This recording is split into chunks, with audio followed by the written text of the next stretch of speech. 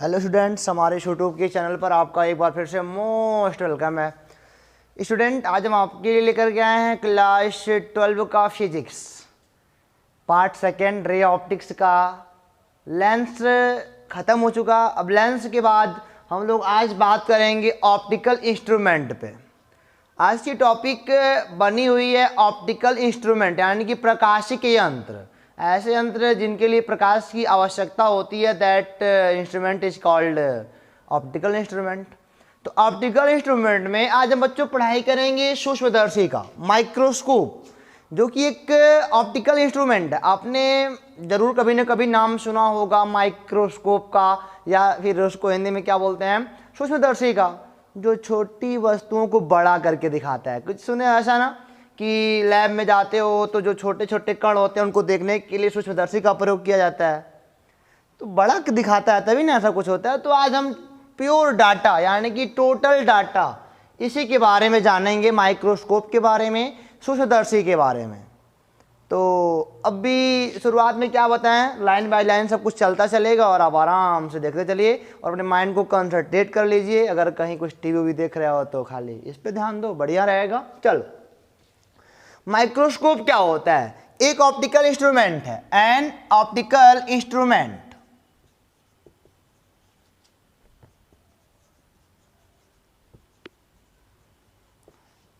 which magnifies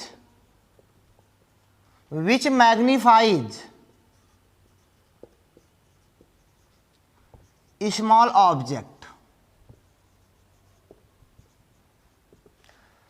जो सूक्ष्मदर्शी है एक ऑप्टिकल इंस्ट्रूमेंट होता है जो छोटी छोटी वस्तुओं को बड़ा करके दिखाता है। बस सीधी सीधी बात है। मैंने क्या बोला? Microscope is an optical instrument which magnifies small object. मतलब कि एक प्रकाशिक यंत्र है, सूक्ष्मदर्शी एक प्रकाशिक यंत्र है जो छोटी वस्तुओं को बड़ा करके दिखाता है। कैसे करता है आगे पता चलेगा। आप ये भी जान लो कि ये जो है ना, सूक्ष्मदर्शी दो प्रकार का होता है, टू टाइप्स के। एक होता है सिंपल, एक होता है कंपाउंड। सिंपल वाला नॉर्मल की तरह बिहेव करता है, कंपाउंड थोड़ा बेहतर होता है। अभी आगे जानेंगे सब लोग, आज हम केवल सिंपल के बारे में पढ़ेंगे। सूक्ष्मदर्शी दो प्रकार के होते हैं, एक होता है सिंपल माइक्रोस्कोप और एक होता है कंपाउंड माइक्रोस्कोप।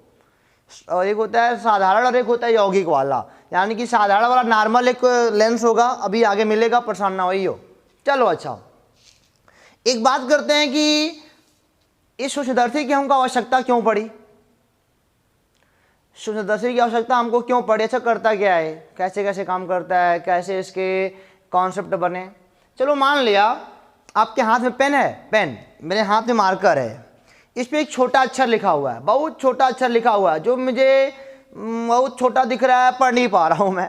इसको मैंने आगे लाया, आगे लाया, आगे लाया, आगे लाया, आगे लाया, आगे लाया, आगे लाया, आगे आगे आगे आगे आगे लाया, आगे लाया, बड़ा तो हो रहा है, देखो बड़ा हो रहा है अक्षर, हो मेरी आँख के लिए वो बड़ा हो रहा है। और आगे लाया, और आगे, और आगे, और आगे, और आगे, और आगे, और आगे, और आगे, और आगे, अब नहीं दिख रहा है, ब्लर कर रहा है, थोड़ा ब्लर कर रहा है। इतना आगे आने पर अब भी नहीं दिख रहा, अब स्पष्ट दिख ही नहीं रहा है।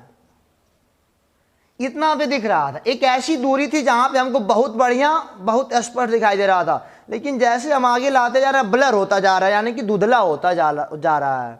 इसको हम लोग आंख से स्पष्ट नहीं देख सकते। आंख की एक स्पष्ट दूरी होती है 25 सेंटीमीटर न्यूनतम दूरी, मतलब कि स्पष्ट दृष्टि की न्यूनतम दूरी इतनी आंख के लिए 25 सेंटीमीटर। अगर 25 सेंटीमीटर पर कोई ऑब्जेक्ट रखे हो तो वह आपको सबसे स्पष्ट दिखाई देगा। नॉर्मल व्यक्ति के लिए, बूढ़े के लिए नहीं कह रहा हूं, एक नॉर्मल व्यक्ति के लिए 25 सेंटीमीटर की दूरी तक बहुत स्पष्ट। 25 सेंटीमीटर पे जब आ जाएगा ना, ये डिस्टेंस अगर 25 सेंटीमीटर का है तो नॉर्मल व्यक्ति के लिए यह बहुत स्पष्ट और बहुत बड़ा, सबसे बड़ा का दिखाई देगा। इसके बाद लाओगे तो स्पष्ट दिखाई नहीं देगा।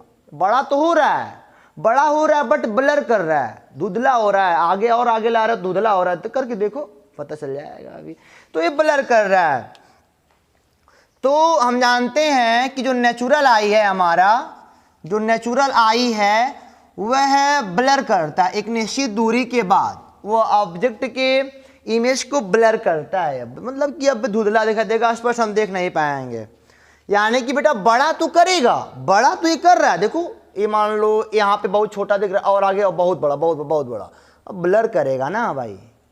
बड़ा तो हो रहा है बट क्या कर रहा है, ब्लर कर रहा है। तो ये सब ब्लर हटाने के लिए हम सूक्ष्मदर्शी का प्रयोग करेंगे, यहाँ पे माइक्रोस्कोप का प्रयोग करेंगे। तो इसको हम ऐसे लिख सकते हैं, विद नेक्ड आई, यानी कि बेटा अगर खुली आंख से देखा जाए इसको तो हम कह सकते हैं to see a small object, to see a small object clearly, मतलब एक छोटी वस्तु क्लियरली देखने के लिए we take it closer to our eye. समझे ना हमारी बात को, आप इसको हिंदी में लिख सकते हो। एक छोटी वस्तु को देखने के लिए हम क्या करते हैं, उस वस्तु को अपनी आंख के पास लाते हैं, अपनी आंख क्या लाते हैं, पास लाते हैं। However, there is a minimum distance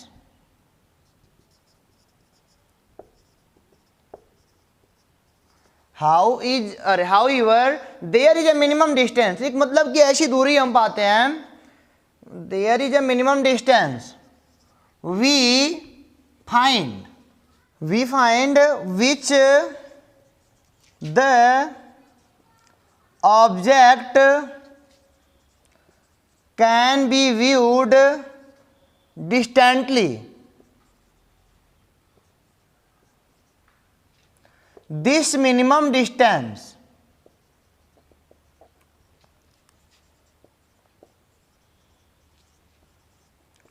is called minimum distance of distant vision, अस्पष्ट दृष्टि की न्यूनतम दूरी। इसकी हिंदी क्या होती है, अस्पष्ट दृष्टि की न्यूनतम दूरी। आपने सुना होगा ये सब, मतलब कि हमने क्या लिखा, टू सी और small object clearly we take it closer to our eye, देखने के लिए हम क्या इसको अपने आंख की समीप लाते हैं, लेकिन एक ऐसी हमको मतलब कि ऐसी निकटतम दूरी मिलती है, एक ऐसी हमको क्या मिलती है, निकटतम दूरी मिलती है। देखो मैंने लिखा है however there is a minimum distance we find which the object can be viewed distantly, यानी सबसे स्पष्ट दिखाई देता है। एक ऐसी न्यूनतम दूरी जहां से ऑब्जेक्ट सबसे स्पष्ट दिखाई देता है, इसी को अब इससे पास लाओगे तो ब्लर करेगा। इसी को हम बोलते हैं this minimum distance is called minimum distance of distant vision, यानी कि स्पष्ट दृष्टि की न्यूनतम दूरी बोलते हैं। समझ गए, समझे नहीं, समझ गया ना। कि इसके बाद अगर लाओगे 25 सेंटीमीटर माना जाता है नॉर्मल ह्यूमन के लिए, नॉर्मल आई के लिए कह सकते हो, ये इसे दिखाते हैं कैपिटल टी से, यह होता है 25 सेंटीमीटर। नॉर्मल आई के लिए कितना होता है, 25 सेंटीमीटर। नॉर्मल इंसान के आँख के लिए नॉर्मल आई उसे कह सकते हो। कई बूढ़े भी होते हैं जिनकी आँखें बहुत अच्छी होती हैं, इसलिए नॉर्मल आई के लिए मैंने लिखा है, बूढ़े और जवान के बारे में बात नहीं कर रहा हूँ। नॉर्मल आई के लिए minimum distance of distant vision कितना होता है, वो 25 सेंटीमीटर का होता है। आप इस बात को तो समझ गए हो। कहाँ से कहाँ तक हमारा नॉर्मल आई देख सकता है, जरा देखो तो, ये मान लो ये आँख है, ये यहाँ से यहाँ तक देख मतलब कि इनफाइनाइट तक देख सकता है। नॉर्मल देखो कोई भी इंसान इनफाइनाइट तक देख सकता है ना, लेकिन बेटा यहाँ से 25 सेंटीमीटर तक सबसे स्पष्ट होगा। यहाँ पे नियर पॉइंट है, इसे बोलते हैं नियर पॉइंट। इसी को हम बोलते हैं हमारा जो डिस्टेंस होता है minimum distance of distant vision कहा जाता है। और इनफाइनाइट तक देख सकता है, कोई बात नहीं है। 25 सेंटीमीटर पे सबसे स्पष्ट, सबसे बड़ा, सबसे अच्छा, सबसे खूबसूरत, और उसके बाद तो देख ही रहा है जो देख रहा है। समझ गया ना। तो अब अगर यह बात आपको समझ में आ गई, ये नियर पॉइंट, तो इसे बोल सकते हो फार पॉइंट, यानी कि ऐसे एक स्वस्थ आंख के लिए कह सकते हो जो दूर वाली बिंदु होती है वह इन्फिनिटी होती है, और सबसे निकट वाली होती है वो 25 सेंटीमीटर पर होती है। 25 सेंटीमीटर सबसे स्पष्ट होता है। एक नॉर्मल, एक स्वस्थ हेल्दी आई के लिए दूर बिंदु कहाँ होगा, इन्फिनिटी पर, और निकट बिंदु कहाँ होगा, 25 सेंटीमीटर पर। अब तुम सोच रहे हो कि सर सब आई में है, आई वाले पोर्शन में है, तो आई वाला पोर्शन भी कर देंगे, लेकिन यहाँ पे जो जरूरत है वो आपको पढ़ा रहे हैं हम, ठीक है। इसको मिटा के आगे चलते हैं। तब यहाँ पे बच्चों आपको अब एक नई चीज मिलने वाली है, विजुअल एंगल। विजुअल एंगल, इसको हिंदी में कहते हैं दर्शन कोण। इस हिंदी में क्या कहते हैं? दर्शन कोण।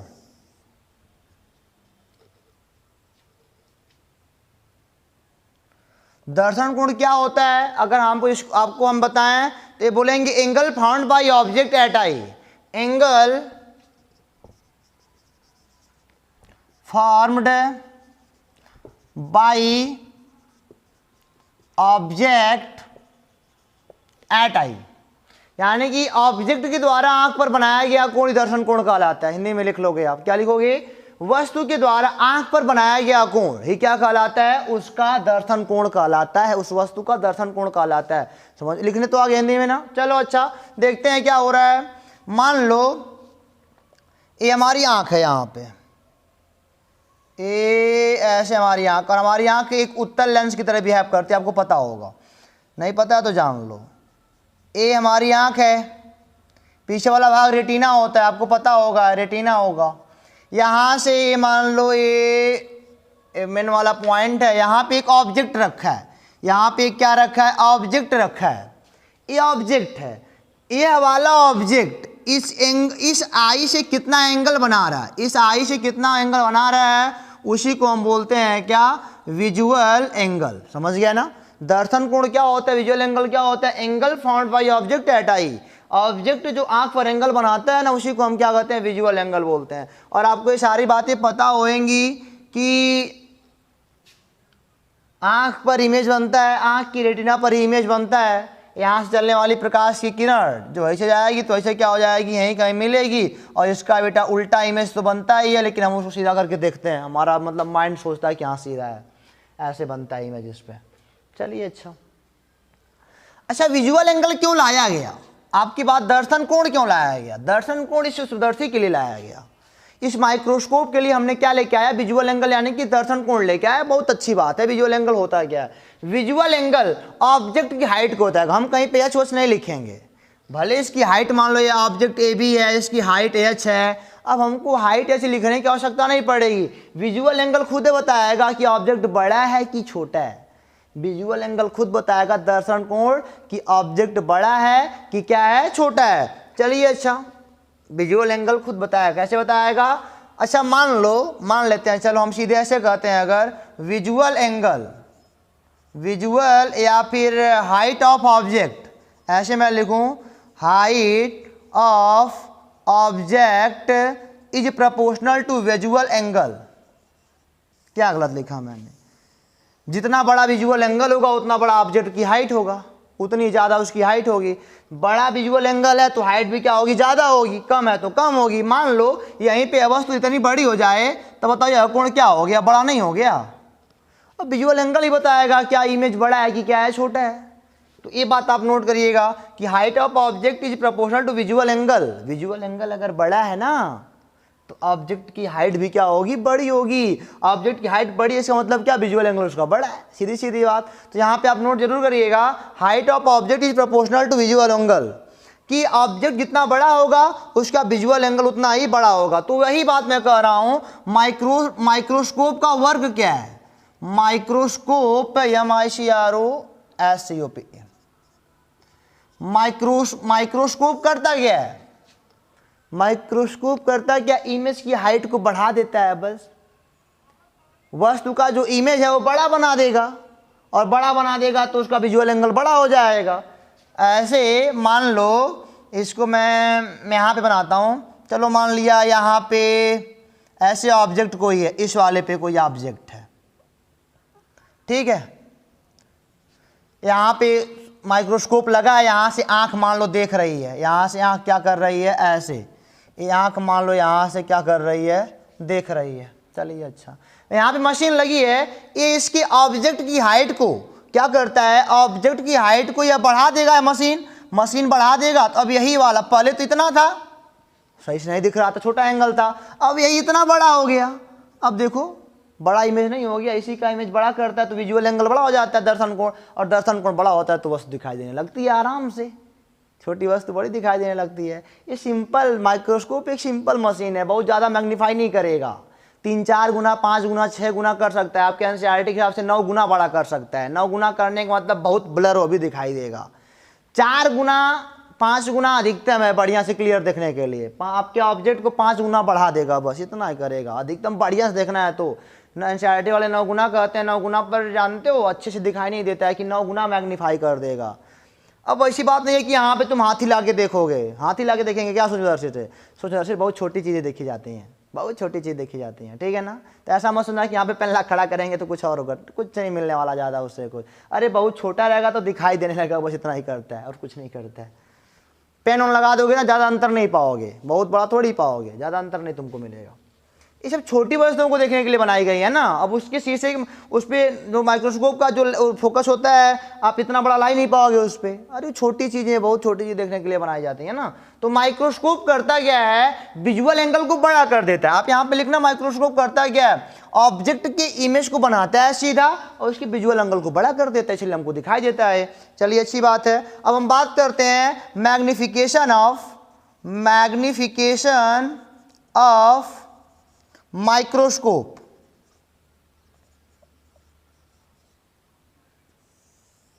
मैग्निफिकेशन आपने मिरर में पढ़ा है, मैग्निफिकेशन आपने लेंस में पढ़ा है। वास्तव में लेंस ही है, कुछ है नहीं, ये भी लेंस ही है। लेकिन यहाँ पे एक इसका परिभाषा क्या होता है, अभी आगे सब कुछ प्रूफ भी कराया जाएंगे आपको। m बराबर होता है visual angle formed by final image upon, final image के द्वारा बनाया गया visual angle upon visual angle formed by object kept at D. इस फार्मूले को आप पास से याद करोगे कि मैग्निफिकेशन क्या होता है माइक्रोस्कोप का? Visual angle formed by final image का विजुअल एंगल, और upon visual angle formed by object kept at D. चाहे जहां नहीं, ये फिक्स चीज है। नीचे वाली यह चीज फिक्स है कि जब आपका ऑब्जेक्ट 25 सेंटीमीटर की दूरी पर रखा हो तब कितना एंगल बना रहा है, ठीक है ना, कितना एंगल बना रहा है। वास्तव में वो क्या है? वास्तव में यही है कि इसके कितना गुना बड़ा ये है, अनुपात है ना, ये अनुपात एंगलों का अनुपात है, ये एंगल का अनुपात है। तो ये मतलब कि ये वाला एंगल इससे कितने गुना बड़ा है वही बताता है, वही इमेज बताता है, इमेज इतना बड़ा बनाएगा। आप जैसे जानते हो ना, आपने पीछे पढ़ा है मैग्निफिकेशन m बराबर HI अपान HO, यानी कि हाइट ऑफ इमेज ऑब्जेक्ट से कितने गुने बड़ी है, वही हाइट मतलब यहाँ पे एंगल का ऑब्जेक्ट, अरे क्या बोल रहा हूँ, इमेज का एंगल इस ऑब्जेक्ट वाले एंगल से कितना गुना बड़ा है। बट ये वाली दूरी फिक्स है, चाहे जहाँ रख के नहीं, 25 सेंटीमीटर पे रख के करनी है, डी पर। Minimum distance of distant vision का है वो, ओके। तो ये आपको आज से पता रहेगा कि m बराबर क्या होता है। इसको ऐसे सुविधा के लिए हम लिख सकते हैं m बराबर बीटा अपान अल्फा। m बराबर क्या होता है? Beta upon alpha, where beta is equal to what? Visual angle formed by final image, and alpha is equal to what? Visual angle formed by object kept at D, ठीक है ना। इतनी दूरी पर रखने के बाद ही बात करेंगे। अब हम लोग बात करेंगे सूक्ष्मदर्शी की। बेटा इसको मिटाते हैं अब हम लोग, अब इसके बनाते हैं, देखते हैं क्या करता है क्या नहीं करता है, ठीक है। इसको मिटाते हैं फिर। अच्छा आपको यहाँ पे एक बात मैं और बता दूँ, क्योंकि जो इसकी मैग्निफिकेशन यानी आवर्धन क्षमता है, इसकी मैग्निफिकेशन की क्या होती है हिंदी? आवर्धन क्षमता, क्योंकि हिंदी मीडियम वाले बच्चों के लिए थोड़ी मोड़ी दिक्कतें हो सकती हैं। आवर्धन क्षमता जो होती है ना, चूंकि कोणों का अनुपात है ना, इसलिए इसको हम कोणीय आवर्धन भी कह सकते हैं। क्या कहते हैं? कोणीय आवर्धन। और इसके मात्रा को x से रिप्रेजेंट करते हैं। मान लो कोई कहता है कि किसी लेंस या सूक्ष्मदर्शी की आवर्धन क्षमता 5 है, तो 5 मतलब क्या? 5x है, ठीक है ना। तो इसकी जो मात्रक होती है उसको हम x से रिप्रेजेंट करते हैं, और आवर्धन क्षमता को हम कोणीय आवर्धन भी कहते हैं, ओके। अब इसको मिटा के देखते हैं क्या होता है माइक्रोस्कोप। तो चलिए, जैसा कि हम जानते हैं कि सूक्ष्मदर्शी 2 प्रकार का होता है, एक सिंपल होता है और एक क्या होता है? कंपाउंड होता है। तो हम लोग पढ़ेंगे सिंपल के बारे में। हम लोग पढ़ने जा रहे हैं सिंपल माइक्रोस्कोप क्या होता है। बहुत मज़ेदार चीज़ है, मज़ा आने वाला। आप भी कहोगे सर हाँ मैंने बहुत अच्छा चीज़ पढ़ा है। जैसे विद्यार्थियों को अक्सर कन्फ्यूजन बनाता है कौन क्या HO, बहुत दिक्कतें होती है। चलो यहाँ पे देखो जरा, सब दिक्कतें भी खत्म हो जाएंगी। साधारण सूक्ष्मदर्शी से कहते हैं, ठीक है ना। इसका नाम कह सकते हो, ये एक मैग्नीफायर है, किताब वाले मैग्नीफायर ही बोलते हैं, आवर्धक है। कोई बोलता है मैग्नीफाइंग ग्लास है या मैग्नीफाइंग लेंस है, यह क्या है, एक मैग्नीफाइंग लेंस है, आवर्धक लेंस है और कुछ नहीं है। इसे सिंपल माइक्रोस्कोप भी बोलते हैं, इसे आवर्धक भी बोलते हैं। आवर्धक मतलब मैग्नीफाई करता है ऑब्जेक्ट को, इमेज को, और मैग्नीफाइंग लेंस भी बोल सकते हो, आवर्धक लेंस भी बोल सकते हो, मैग्नीफाइंग ग्लास भी बोल सकते हो। ग्लास भी कोई बोले तो गलत नहीं है, एक ग्लास ही है। जो ऑब्जेक्ट, स्मॉल ऑब्जेक्ट की इमेज को बड़ा करके विजुअल एंगल को बड़ा करता है, दैट टाइम हमको ऑब्जेक्ट बड़ी दिखाई देने लगती है। बस इतना सही तो होता है। चलो यहाँ पर शुरू करते हैं। एक नॉर्मल होता है या कम फोकस दूरी का, ऐसे भी होता है, ऐसे वो मतलब कि कम फोकस दूरी का एक कॉन्वेक्स लेंस, एक कॉन्वेक्स लेंस होता है, ठीक है ना। जो सिंपल माइक्रोस्कोप होता है ना, ये एक कम फोकस दूरी का एक क्या होता है, उत्तल लेंस होता है, कम फोकस दूरी का। और आप जानते चल रहे कि मैंने आपको अभी नॉर्मली बताया ना, ये ऐसे मान लो यहाँ से आंख देख रही है, ऐसे देख रही है, यहाँ पे ऑब्जेक्ट है, तो ऑब्जेक्ट का इमेज सीधा बनना चाहिए और बड़ा बनना चाहिए। तो उत्तल वाले किस वाले कंडीशन में ऐसा होता है, उत्तल के किस कंडीशन में ऐसा होता है, जब ऑब्जेक्ट को हम रखते हैं, object between optical centre and प्रथम फोकस, यानी कि फर्स्ट फोकस। ऑब्जेक्ट को वहीं पे लाके सेट करोगे तब ना बड़ा दिखे, चाहे जहाँ थोड़ी कर देंगे, सेट करना पड़ेगा, ऑब्जेक्ट को लाके रखना पड़ेगा ऑप्टिकल सेंटर और प्रथम फोकस के बीच, तब वो बड़ा बनाएगा। जैसे यहाँ पे देखो, अब मैं यहाँ पे सूक्ष्मदर्शी बनाने ही जा रहा हूँ। यह क्या होता है, एक नॉर्मल ऐसे होता है, उत्तल लेंस होता है ऐसे। चलो अच्छा, ये यहाँ पे ऐसे मैं बना दूँ, अगर कोई दिक्कत नहीं। यहाँ पे ऑप्टिकल सेंटर है और यहाँ पे मान लो हमारा क्या है, ऑब्जेक्ट है। यहाँ पे ये क्या है, ऑब्जेक्ट है। चलिए अच्छा, समझ बात आ रही है आपको ना। यहाँ पे मान लो फोकस है, यहाँ भी यहीं कहीं फोकस है, इसके बीच में ही है। मतलब ये जो ऑब्जेक्ट है ना, फोकस और ऑप्टिकल सेंटर के बीच है, फोकस और ऑप्टिकल सेंटर के बीच सेट करना पड़ेगा। अगर ये लेंस है तो ये ऑप्टिकल सेंटर लेंस में ही होगा और फोकस के बीच हमको वस्तु को रखना पड़ेगा, ठीक है। चलिए अच्छा, इसका इमेज बनाने का प्रयास करते हैं। तो इसका इमेज कैसे बनता है, एक प्रथम किरण जो ऐसे गुजरेगी, समांतर जाएगी, अपवर्तन के पश्चात ये क्या होगी, ऐसे मेन फोकस से होकर के गुजर जाएगी। चलो अच्छी बात है। दूसरी किरण, थोड़ा मैं ऑब्जेक्ट को आगे बनाता हूँ ताकि बन जाए बढ़िया से, ये ऐसे बना लो। दूसरी किरण जो कि ऑप्टिकल सेंटर से होकर के जा रही है, ये कहीं ऐसे गुजर जाती है ना, इसको पीछे मिला लो। तो अगर तुम अपने जानते हो तो मिला लेते हो।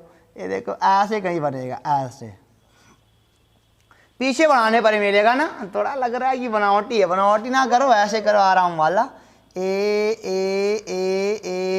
चलो अच्छा, इसको आगे थोड़ा बनाना पड़ेगा। अब देखो ये बेटा इमेज आवर्धित हो गई ना, मैग्नीफाई हो गई इमेज, मतलब कि वस्तु का इमेज यहाँ पे क्या हो गया, मैग्नीफाई। चूंकि मान लो ए है और यह क्या है, बी है, मान सकते हैं, कोई दिक्कत नहीं है। और यहाँ पे यह इमेज बनेगा ऐसे, ए ऐसे, अब ऐसे इमेज बनेगा और इसे ए डैश का, तो चूंकि ए से आया तो ए डैश, यहाँ पे क्या बन जाएगा आपका, बी डैश बन जाएगा। इसे हाइट ऑफ इमेज मान सकते हो, इसे हाइट ऑफ ऑब्जेक्ट मान सकते हो। किसी के लिए कोई दिक्कत है क्या, कोई दिक्कत नहीं, हाइट ऑफ ऑब्जेक्ट है। और ये अब यहाँ से वस्तु की दूरी कितनी है हमारे पास, यूई मान लो, यूई, यहीं से तो आंख लगाओगे। यहाँ पे यूई मतलब कि object distance from eye, UE. कई किताब वाले केवल यू लिखते हैं, कई किताब वाले यूओ लिखते हैं, तो परेशान मत होना। यहाँ पे मेरे लिखने का मतलब कि ऑब्जेक्ट डिस्टेंस फ्रॉम आई। चलिए अच्छा, ये समझ गया ना कि इमेज यहाँ बनेगा। चलिए अच्छा, कोई बात नहीं है, सब आपको समझ में आ रहा है। ये थोड़ा बनावटी लग रहा है, लेकिन आपको पता है कि अगर प्रथम फोकस और ऑब्जेक्ट ऑप्टिकल सेंटर के बीच अगर ऑब्जेक्ट हो तो मैग्नीफाई इमेज बनेगा और इसके पीछे बनना है, सीधा बनना है। चलिए, इसीलिए बनाया गया, तभी ना विजुअल एंगल बड़ा होगा। विजुअल एंगल तभी तो बड़ा कर पाओगे, तो इसी कहाँ कर पाओगे आप, दिक्कत होगी आपको। चलो अच्छा, अब अगर मैं एक बात करूँ आपसे, ये पीछे क्यों मिलाना पड़ा, क्योंकि डाइवर्जिंग रेज है, diverging rays never meet, that time पीछे आपको जाना पड़ेगा। चलिए अच्छा, इसके अगर हम अभी हम पढ़ क्या है ना, m बराबर क्या होता है, बीटा अपान अल्फा होता है। और अगर मैं बीटा की बात करूं तो ये बीटा क्या होता है, मैं फिर से लिख रहा हूं यहाँ पे, visual angle formed by final image at I.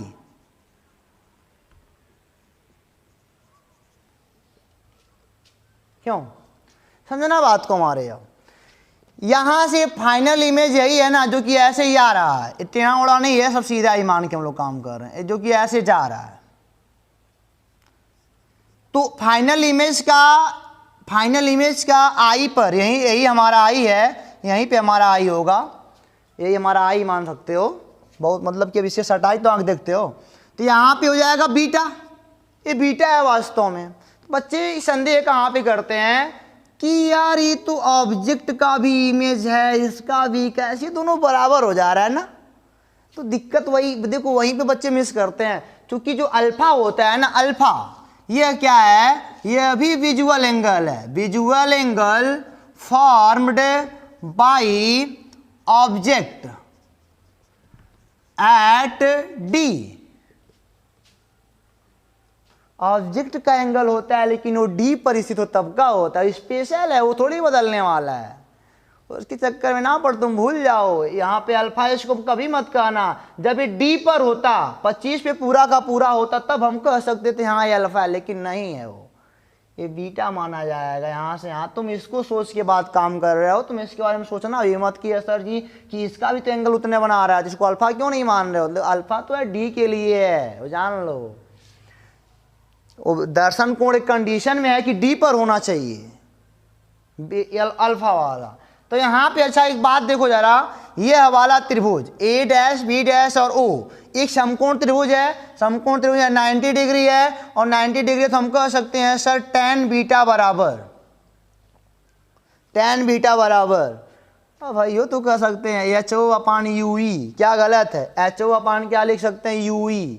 tan beta बराबर क्या लिख सकते हैं, चाहे हाई लिखो चाहे हाई लिखो, बतिया यही होके जा रहा है।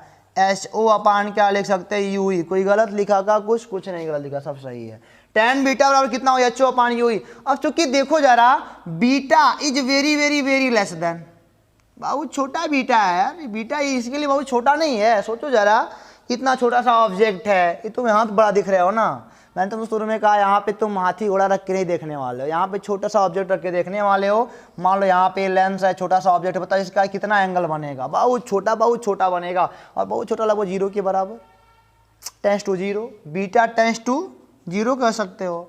तो यहाँ पे इसके लिए जानते हुए बीटा कहेगा, बीटा बराबर HO/ हम क्या कहेंगे, UE हो जाएगा। किसी को कोई दिक्कत, beta is very small, so beta tends to 0, so beta is equal to HO/UE, यानी कि हम कह सकते हैं so tan beta is equal to beta. शुरू तो करते आ रहे हैं ऐसा हम लोग, चलो अच्छा।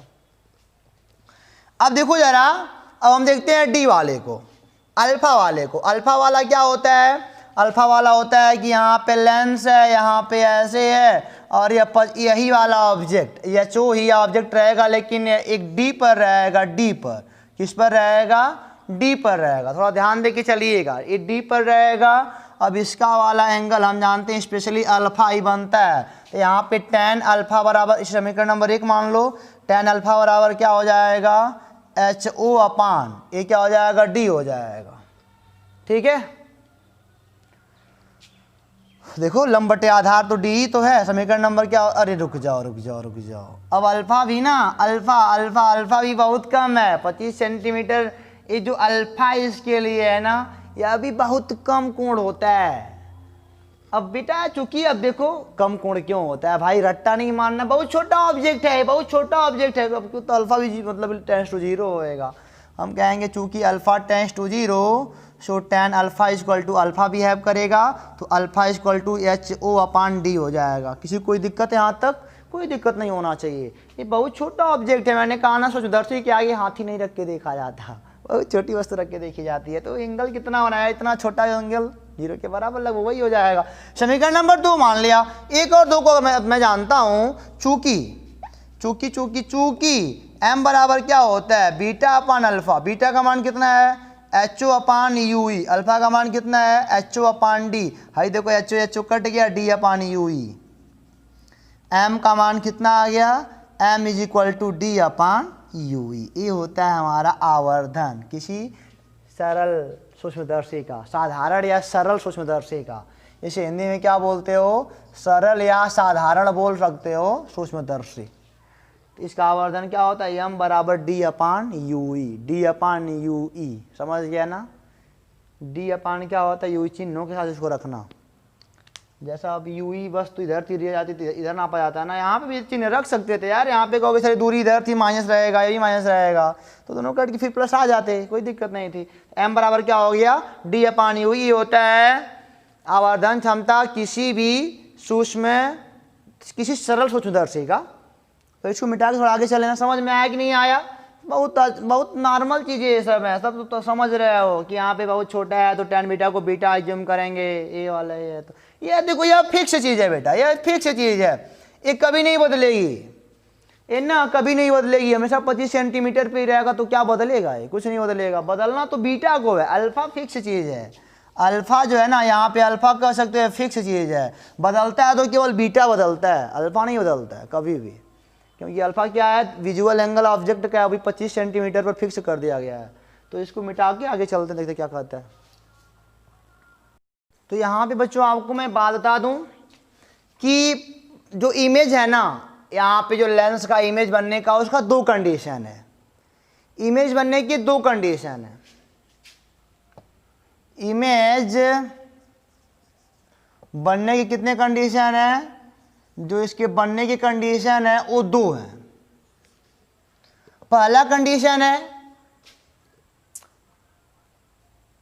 फार नियर पॉइंट, एक किसके लिए है, नियर पॉइंट के लिए, निकटतम बिंदु यानी कि डी पर है। अच्छा इसका पहले बात समझो, मैंने क्या कहा, यहाँ पे तुम्हारा लेंस है, मैं तो दोनों बताऊंगा अभी आराम से। ये देखो यहाँ पे ऑब्जेक्ट है, तो एक काम करते हैं, क्योंकि ये फोकस और ऑप्टिकल सेंटर के बीच ऑब्जेक्ट रखा है, यहाँ का डिस्टेंस यूई है, ऐसे चलेगा ये यूं यूं ऐसे कहीं गुजरेगा, और ये पीछे वाला कहीं ला के मिला दो, कोई दिक्कत ही ना है।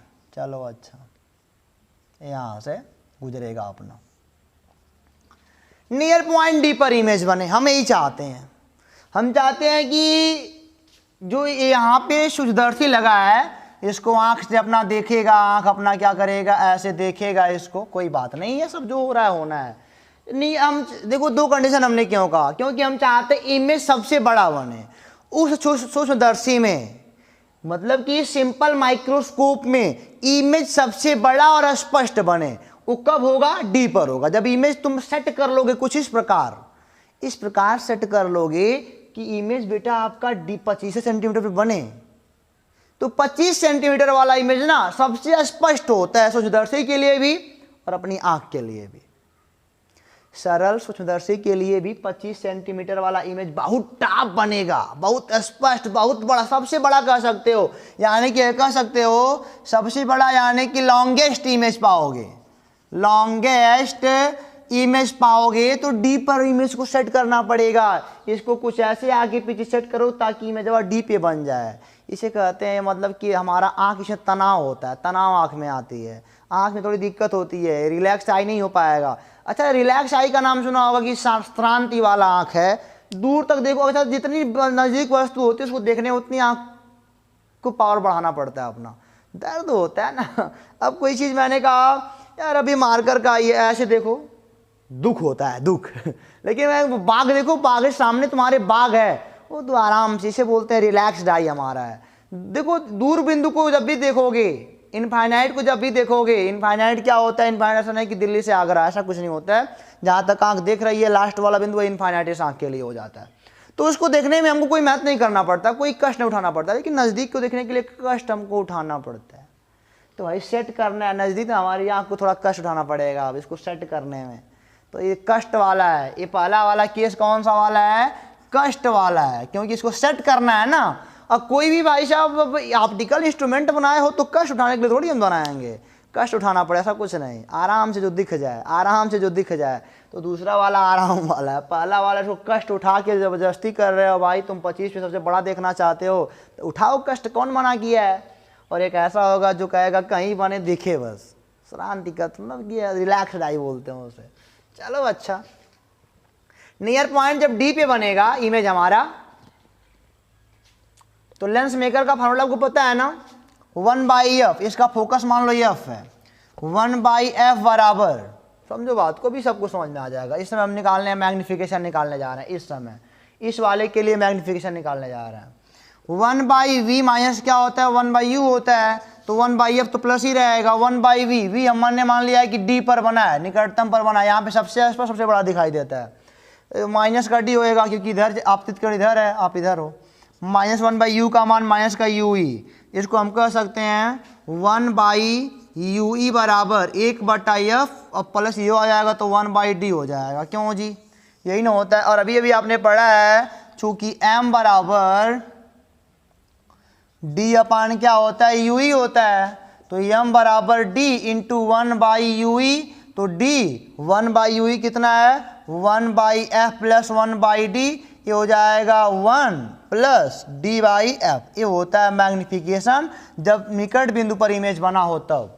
स्पेशल केस है ये सब क्या है स्पेशल केस है। जब निकट बिंदु पर इमेज बना हो तो दैट टाइम मैग्निफिकेशन सबसे ज़्यादा 1 प्लस डी बाई क्या होगा एफ होगा। मैग्नीफाई सबसे अधिकतम मैग्नीफाई किया है इसको। अगर आपका इमेज 25 सेट करके बनाते हो तब यहाँ पे हमारी आंख जो होती है ना थोड़ा सा मतलब कि कष्ट महसूस करती है। तो ये बराबर क्या हो जाएगा 1 अपान डी प्लस एफ। इसे बोलते हैं मैक्सिमम मैग्निफिकेशन, मैक्सिमम मैग्निफिकेशन। और एक अब दूर बिंदु के लिए आ जाओ, दूसरा इसी पे मैं प्रूव करता हूँ far point, F O R है, यही पे एफ ए आर है। फार पॉइंट कहाँ होता है जी इन्फिनिटी के लिए। हम कोई काम नॉर्मल आँख के लिए करते हैं, यानी कि बेटा अब इमेज कैसा भी बने मिनिमम बोल सकते हो यार, मिनिमम मैग्निफिकेशन का बोल सकते हो। इसे क्या बोल सकते हो मिनिमम मैग्निफिकेशन का बोल सकते हो। अब दूरी बढ़ेगी तो क्या होगा, हमारे यहाँ भी उत्तर लेंस की तरफ बिहेव करते हैं, दूरी बढ़ेगी तो ऑब्जेक्ट छोटा होता जाएगा। इन्फिनिटी पे सबसे छोटा मानते हैं, इन्फिनिटी पे सबसे क्या हो जाएगा छोटा, उसके बाद जा ही नहीं पाओगे इन्फिनिटी के बाद, तो मानना पड़ेगा भाई। तो दैट टाइम क्या हो जाएगा 1 by F is equal to 1 by V minus 1 by U. अब की बार तो इमेज हमारा इन्फिनिटी पर है और हाई वाला तो अपना वही मजे में है अपना, तो 1 by F is equal to क्या हो जाएगा 1 बाई यू ही हो जाएगा। तो दैट टाइम हम लिखेंगे अब की बार एम बराबर क्या होता है, चूंकि एम बराबर डी अपान यू ही होता है, तो डी यू ई का मान कितना है बेटा एफ है, यानी कि एम का मान तब क्या हो जाएगा डी अपान एफ। ये क्या हमारा मिनिमम मैग्निफिकेशन। एग्जाम टाइम में कह सकता है कि रिलैक्स आई के लिए, ये तो रिलैक्स आई तो अब दूर वाला है ना, ये रिलैक्स आई हो गया। अगर एग्जाम में कह सकता है रिलैक्स्ड आई के लिए मिनिमम मैग्निफिकेशन का फार्मूला प्रूफ करो रिलैक्स्ड आई के लिए, जहाँ पे आँख को कष्ट ना उठाना पड़े। तो यानी कि इनफाइनाइट इमेज को बनवाओ, इनफाइनाइट पे कहीं रख के बनाओ, आगे पीछे बनता रहेगा, जहाँ पे कष्ट ना उठाना पड़े। इनफाइनाइट पे हमने कहा इमेज बनेगा तब, इनफाइनाइट पे आँख को कोई कष्ट नहीं होता है, आराम से देखता है, तो इनफाइनाइट पे रख के बना देना। इसे रिलैक्स आई बोलते हैं। मतलब कि रिलैक्स मतलब श्रांत होता है, श्रांत आँख जो देखती है, कोई कष्ट ना उठाना पड़े। तो ये दो स्पेशल केस आपको पता हो गया ना, एक केस नंबर 1 था, केस नंबर कष्ट वाला था, और यह क्या है बिना कष्ट वाला है। मैग्निफिकेशन फॉर सिंपल माइक्रोस्कोप समझ में आ गया ना। M equal to D by F, और क्या होता है स्पेशल में, और M equal to 1 plus D by F, ये होता है मैक्सिमम मैग्निफिकेशन, और क्या होता है मिनिमम मैग्निफिकेशन। तो एक बात हम और करते हैं, इसको मिटाते हैं और पूरे का समरी देखते हैं, फिर अगले वीडियो में देखेंगे कंपाउंड वाला क्या कहता है, कंपाउंड माइक्रोस्कोप। इसको मिटाते हैं बच्चों। तो चलिए इसका देखते हैं समरी के बाद ख़त्म करते हैं। समरी अगर आप देखते हो तो मैं उम्मीद करता हूँ कि काफ़ी हैप्पी होगे। समरी में हम जानते हैं कि पहली बात तो यम बराबर क्या होता है डी अपान यू ही होता है। डी अपान यू क्या होता है, दो भागों में बढ़ जाता है। एक होता है मैक्सिमम मैग्निफिकेशन, एक क्या होता है मैक्सिमम मैग्निफिकेशन, और एक क्या होता है मिनिमम मैग्निफिकेशन। मैक्सिमम क्या पे इमेज कहाँ बनता है, इमेज फॉर्म्ड एट डी। यहाँ पे एम का मान क्या होता है 1 प्लस डी बाई एफ होता है, यहाँ पे एम डी भी लिख सकते हो आपकी मर्जी। और यहाँ पे क्या होता है image formed at infinity, image formed at infinity. और यहाँ पे एम इन्फिनिटी के लिए क्या होता है, यहाँ पे एम इन्फिनिटी के लिए केवल क्या होता है डी बाई एफ होता है। और आपको मैं बताते चलूँ कि यह वाला जो है ना, यह यहाँ पे आपकी आँखों को थोड़ा कष्ट होता है, स्ट्रिंग्ड आई, कष्ट वाली आँख, और यहाँ पे रिलैक्स होता है, रिलैक्स्ड आई। यहाँ पे आराम वाले आँख के लिए, ओके। और यम को अगर मैं मान लिखूँ तो यम इज ग्रेटर और इक्वल देन, अधिकतम तो यही है ना, अधिकतम के लिए मैक्सिमम वाला है 1 + d/f, और यम ग्रेटर हो सकता है इससे या बराबर हो सकता है, इसी के बीच यम का मान होता है फॉर सिंपल माइक्रोस्कोप। ये हम उम्मीद करते हैं कि आपको सारी बातें अच्छे तरीके से लर्न हो जाएंगी। यहाँ पे इमेज कहाँ बनता है, इनफाइनाइट में इमेज बनता है डी पर, तो मज़ा तो आया होगा ना। आगे वाला जो लेक्चर है ना, अगर इसको समझ लियो तो आगे वाला लेक्चर भी क्या हो जाएगा, बढ़िया हो जाएगा, क्योंकि इसी को मिला करके, सिंपल को मिला करके कंपाउंड बनाया गया है, तो मज़ा आने वाला है। और आप उम्मीद करते हैं कि हम इस पर आप सवाल वाला अपना लगा लोगे, नहीं लगा पाओगे तब भी कंपाउंड का न्यूमेरिकल लगवाएंगे आपसे। तो फिर मिलेंगे आपसे अगले वीडियो में, तब तक के लिए आप हंसते रहो, पढ़ते रहो, ऑल द बेस्ट।